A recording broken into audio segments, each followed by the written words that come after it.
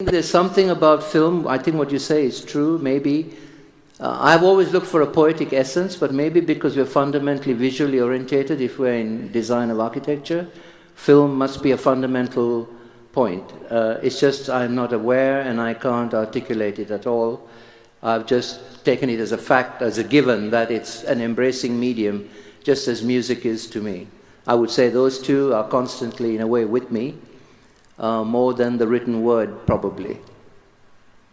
And it says, you once told me, you cannot categorize, you cannot compartmentalize, you have to embrace the entire thing, which is very complex itself. Now, the very last question, Cecil, I wanted to ask you. Rainer Maria Rilke wrote this wonderful little book, which is an advice to a young poet. I was wondering what would in 2010 be your advice to a young architect, a young engineer, a young artist? I would say go and God, that's a tough one. I would say study comparative religion and its structures of thought. And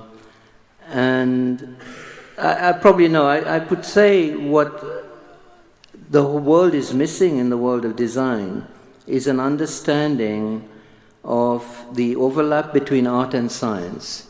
Science is completely misunderstood, and the humanities have rejected science and moved away, and yet the very source and solutions for our planet will come from scientific rigors. And I have totally passionately believed that the rigors of a science can inform an architecture, and the synthesis of architecture can inform the analytical powers of science. I would say to architects, please go and understand science better.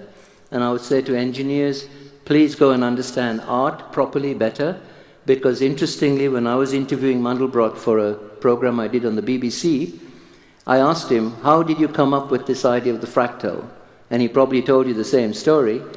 He shocked me. He said, I have to tell you, if I did not love art and painting, I probably would never have thought about it. And then he explained how, that he had this somehow immersion in art, and the solution to the mathematical problem that his great mathematician friend could not solve, who had put it at his desk, he suddenly felt, and he can't explain the jump, but somehow, so I think, if you like, Mandelbrot was telling me personally that he's looking at a painting, gave him a sudden idea to find and unlock the secret of the fractal.